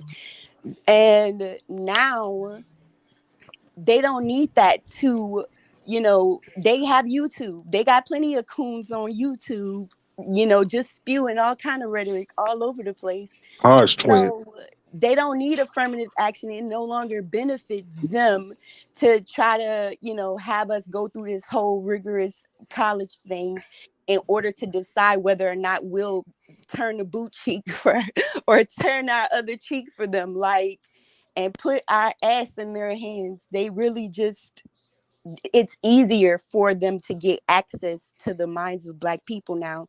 They don't need to raise up politicians and all of that stuff. So I just wanted to add that to the conversation. And that's really why they're ending affirmative action with anything throughout.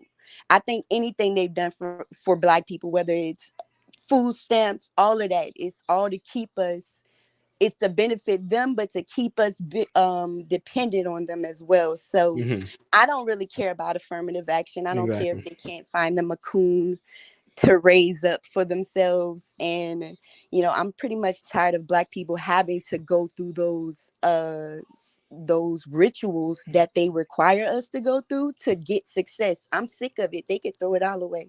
Yeah, definitely. Thank you for your contribution. Let's see who else do we have. Thank you guys for having me on. I appreciate it. No problem. Let's see who else we got on here. Kerman and Wallow J. What's going on? Well, what's good, Corn? What's good? Man, first off, I want to say with your Black Master series, I really appreciate that stuff, especially what you did for Wilmington, North Carolina. That's the state I stay in. No problem. Man, does everybody know? I didn't learn about that stuff till like 2 years ago. this was in my home state. I know I'm gonna get on the topic in here, but I just wanted to thank you for that. Also with these Asian people, man. Mhm. I don't know if you heard what Phil Scott had to say, but Yeah, I think he did 2 videos on it, and then on the last topic that I talked about with Charlie Kirk, I know he did that one last night. But yeah, I've been watching Phil's channel when it came to those, like he was hammering hard on that one. Usually when Phil does videos, he'll do one topic, then he'll move to the next one, but he stayed on this one for a couple days. So that means he was invested into it. But yeah, I heard it. Yeah, because I'm with everybody on the affirmative action. I don't care too much for it. Yeah. Them Asian folks, they about to fuck around and find out, and I can't wait to start laughing. I'm gonna pull up a chair with some popcorn and eat. They finding, listen, like I said, like that's why I did this live stream, because they're finding out now. It's just the fact of, like I was saying before, I wasn't expecting it to happen this fast. Like how they're coming out now saying that they face discrimination in the workplace. Now, this is just the workplace they're talking about. The affirmative action that they're talking about is on a college level right now. But now they're talking about the discrimination that they faced in the workplace. But what they also fail to realize is how they contributed to the discrimination in the workplace at our expense. Now they're realizing that the grass isn't greener on the other side. It's some brown patches in there. It's some bald spots. So now bullshit. So now they are realizing it. And like I said just a couple minutes ago, they're saying all of this because they're banking that we're going to just extend our arms out like an olive branch and just carry them over. No, you're going to have to, like the title suggests, hold your own wontons. You're damn right on that one. Cause shoot, to be honest with you, I think a lot of them not going to end up going to college. A lot of them might end up going to the. Say that again. You kind of bored out at the end. Oh shoot, I don't know what happened to his connection. But go ahead, Carmen. Can you hear me? Okay. Yeah, I can hear you. Okay. I'm sorry. What I said was I think a lot of them might end up going into the workforce now if they can't get into college. Then they probably gonna find something to complain about that. See, the thing is, they're saying all these complaints now because they feel like they had that victory with the overturning of affirmative action with colleges, that they can do the same thing in the workplace as well. That's why I said they being real bold going after these legacy emissions, because now you're really going after white people. Money, and that's the money. Now you're going after the donors. So yeah, good luck with that. Good luck with that. That's about like ain't nobody gonna win but them, but the donors. And it's crazy too, because the college I went to, the HBCU I went to, my mother went to the same college I went to back like in the late 70s, and she graduated in the early 80s. And I did not get in on legacy admission. Like I got in on merit. Like when I had told people my mother went there, I remember people was saying, oh, then that means your legacy. I mean, legacy because my mother went there, but I didn't get in on legacy because she went there. Like she's not a huge donor or anything like that. She doesn't have a building on the campus named after her or a statue or whatever the case may be.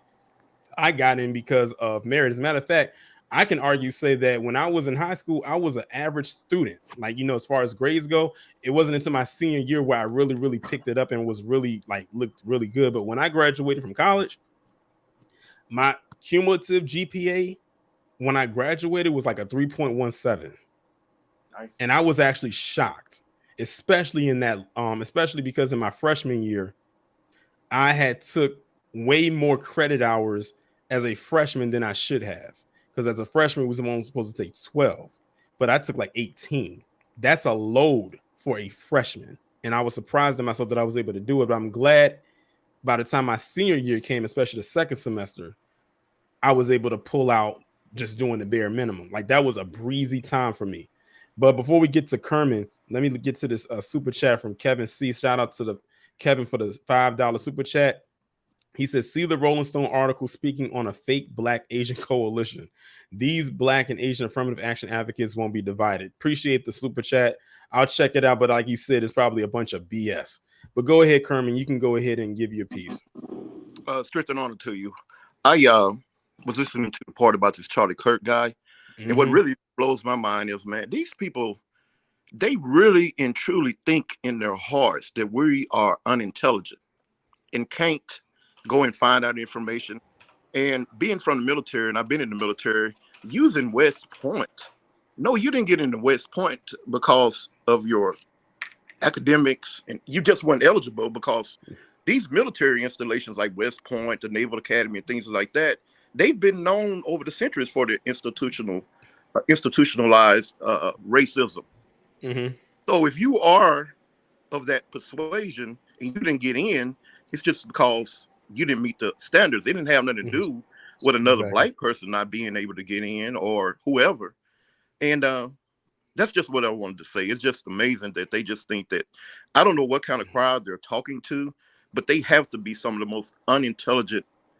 I don't even know how to describe them, man, because they just think you don't know history. They Right. just think you don't know about, I mean, even now, even the Mayo graduates of West Point, they got their own, when you're an officer in the military, they got their own little thing going on. If you went to a so-called regular university, they don't even get along. You know, they got a hierarchy thing where you didn't graduate from the academy or whatever. So this guy that didn't go to junior college, didn't even make it in junior college, but he wants to blame not being able to get into West Point probably on someone else's affirmative action or whatever. Just Right. it's just amazing to me, man. But that's all I had to say.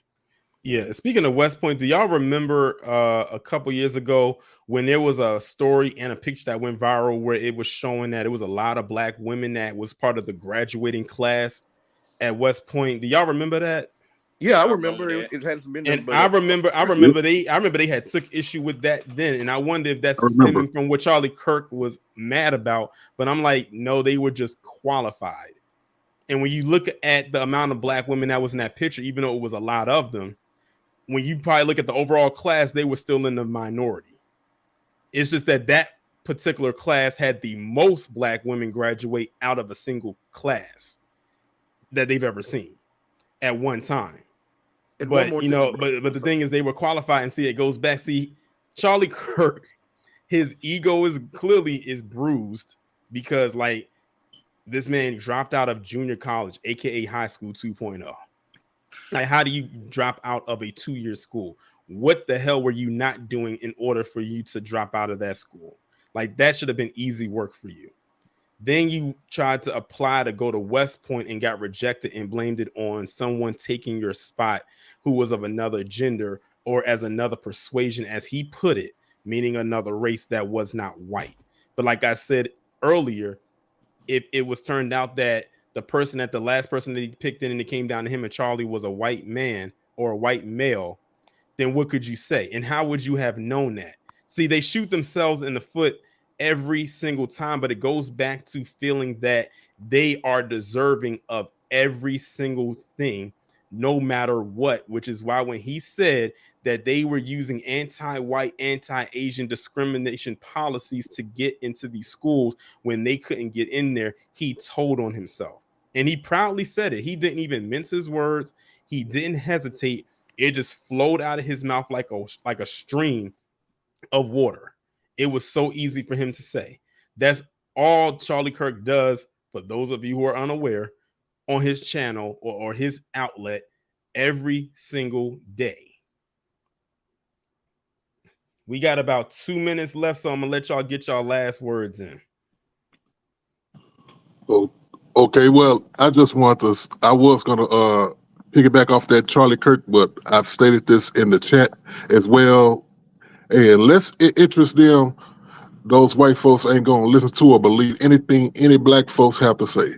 And that's one thing we have to agree upon and understand fully. But hey, I appreciate you, B1. Have a great one, and thank you for having me. Okay. All right. Anybody got last words? Wallow J, I'll let you come back up because you fell off, and I know you probably had one last thing you wanted to say. So we got Wallow J, Kermit, and J Dog. Any of y'all got any last things y'all want to say? Yeah, I got some last things to say. First of all, thank you for inviting me or allowing me to come on. If you heard any background, it was a weekly testing thing. I thought it was over. That's why I muted myself, and then I had to mute my TV and stuff. But yeah, thank you for inviting me. And also, I wanted to talk about another video from Phil Scott. So because you were bringing up Phil Scott earlier in the conversation. I remember watching a video where he talked about that there was an article where it said that even foundational Black Americans were actually cool with affirmative action going away because it didn't benefit us.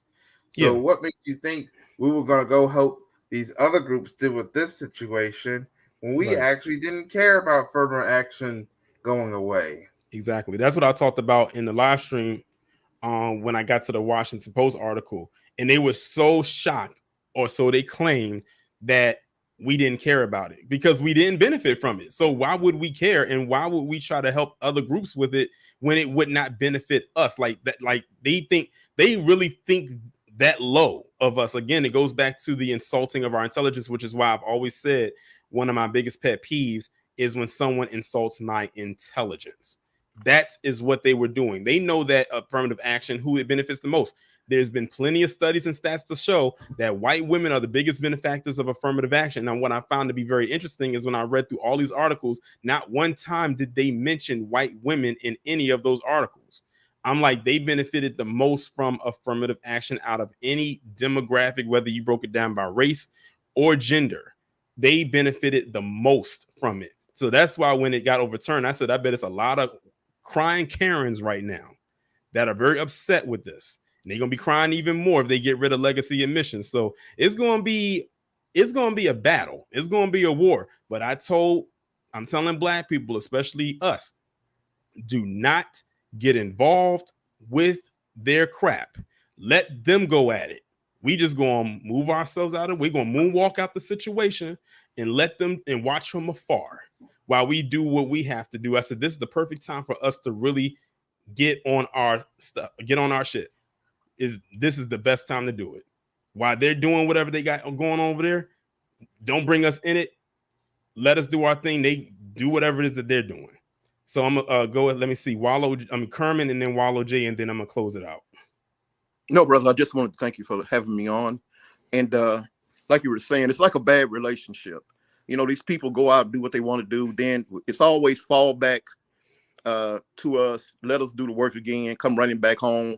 You know, get situated. Then once you get situated, you go back out on your own, and you know you don't know who it is or whatever. You don't even want to deal with us and things of that nature. So it's just like we have a bad relationship with these other groups. I don't know where it comes from, but they just really, they just despise us. They just want to put us out in front, take all the blows and everything, and deal with all the benefits of that. But when it comes to putting in the work themselves, oh no, we need help. And the next person, I just despise the people of color thing. But that's a whole nother conversation, brother. But thank you, and keep doing what you do. Okay. I told people I was going to end it right here, but the reason why I'm bringing YGL, I don't know if he's still up there now because he's muted, and I know I said I was going to end it at the 30-minute mark, and it just hit. But the reason why I'm bringing him up now is because I just checked my email, and it said he became a $5 patron on Patreon. So on that aspect, I'm allowing him to come up and say a few things before I really close it out. So YGLTB1, go ahead and say what you got to say. Hey, good afternoon, bro. Tori, how you doing? I'm doing good. Oh yeah, it's a pretty interesting topic, and I think it's a very good one for discussion, especially this unidirectional relationship we've always had with these other groups, whether it's black and brown or yellow and black, doesn't matter. We've always supported with our dollars all these different places and patronized their businesses, and from that standpoint, they have taken those dollars and used it against us.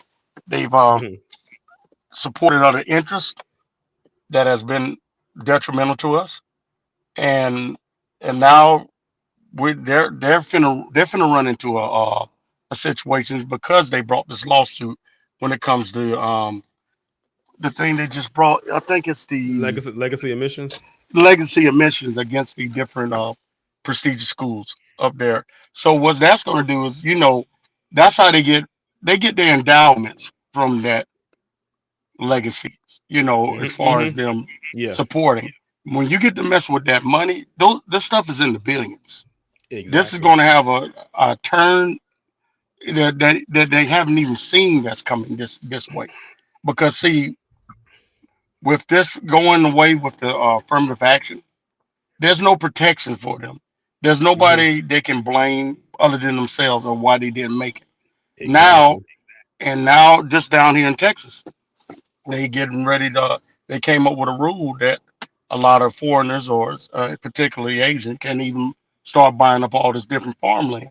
So it's going to have a very adverse for all the protections that was in place to protect what you call these so-called POC groups. Since they're going away, everything else is going to follow suit. Exactly. And so at this point, I don't think we need. I agree with you. Don't even get into the fight at this point. It Listen, don't. I'm It just stay over back. here. Listen, I'm just over here just chilling. For me, doing this stream was a like it was therapeutic for me. You know, like I was just like kick back, laid back. This was a breeze for me. I just wanted to bring people abreast to this situation that was going on, even though it has nothing to do with us. I just want people to know of reasons why we should not get involved. That's why the first, I don't know if you was here from the beginning of the stream, but that's why I kicked the first article off talking about how Asian Americans have become, well, the conservatives have become a key ally to white supremacy. I chose strategically to kick that off so people can understand why we do not need to be aligned with that. And then I went into more of the affirmative action part. And the thing is, all the articles that I read came out like a week after the overturning of affirmative action, which I thought was even more interesting. So, Well, yeah. Go ahead. Yes, No, sir. you got. No, I agree with you. I agree with you 100%. Of course, all these groups that came in here, that came from other different countries, regardless whether it's from Africa, whether it's from Asian countries, Germany, or whatever.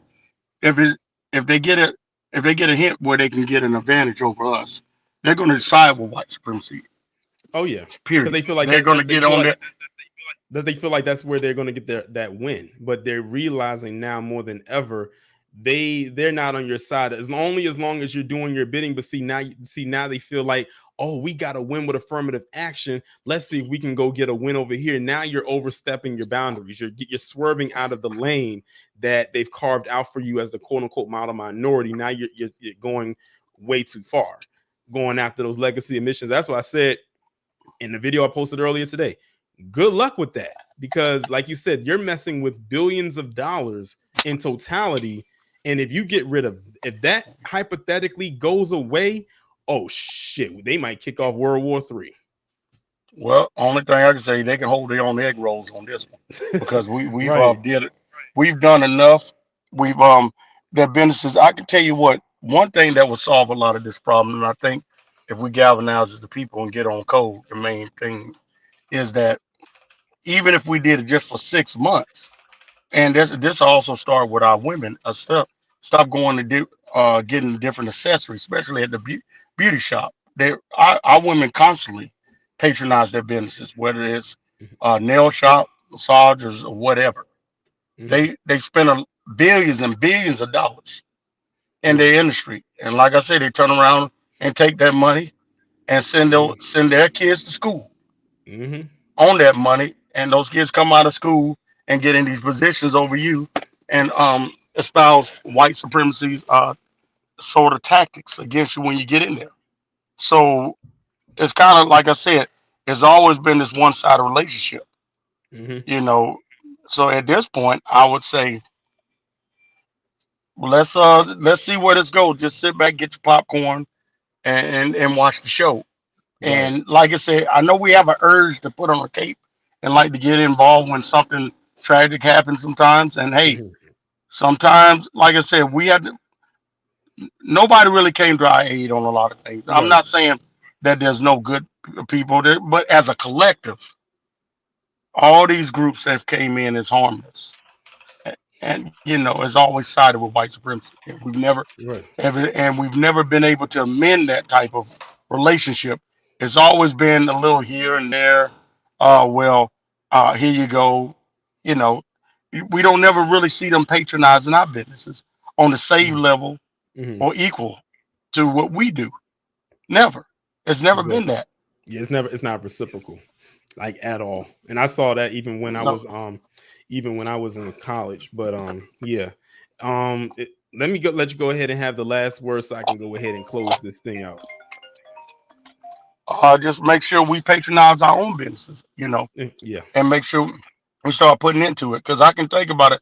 I can look at this chat, and if everybody that's donating, I'm just gonna put one example out there.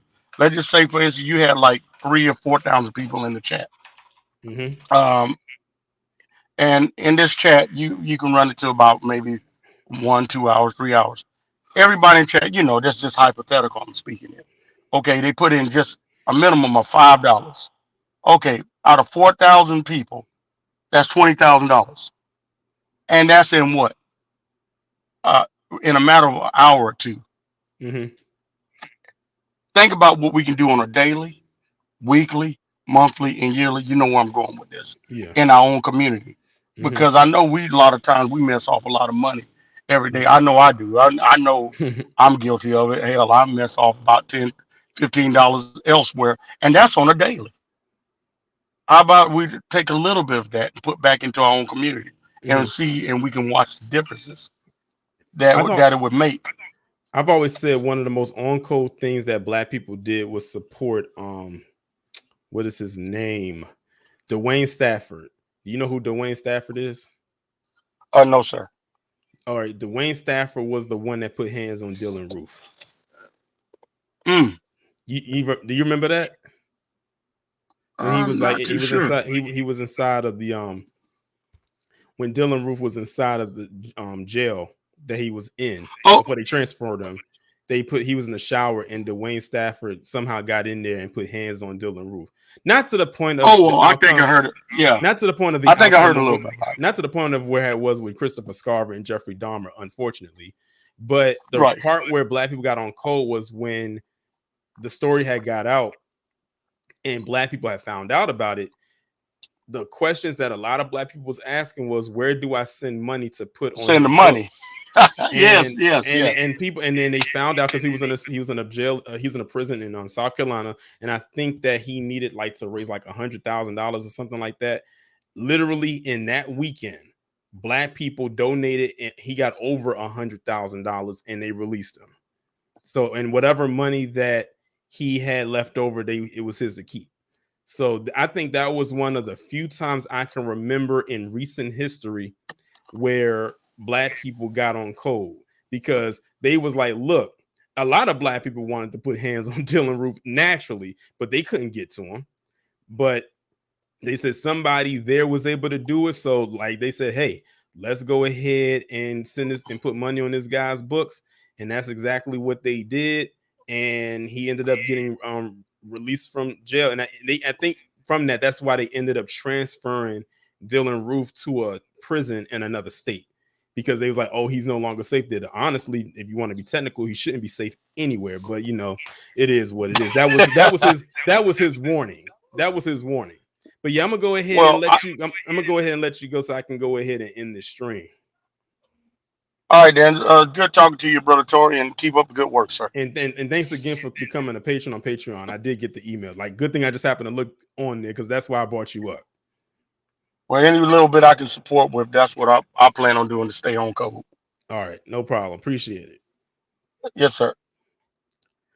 All right, y'all, that is going to bring the stream to a close. Shout out to everybody who came through. If anybody subscribed to the channel, welcome to the channel. I upload one video a day.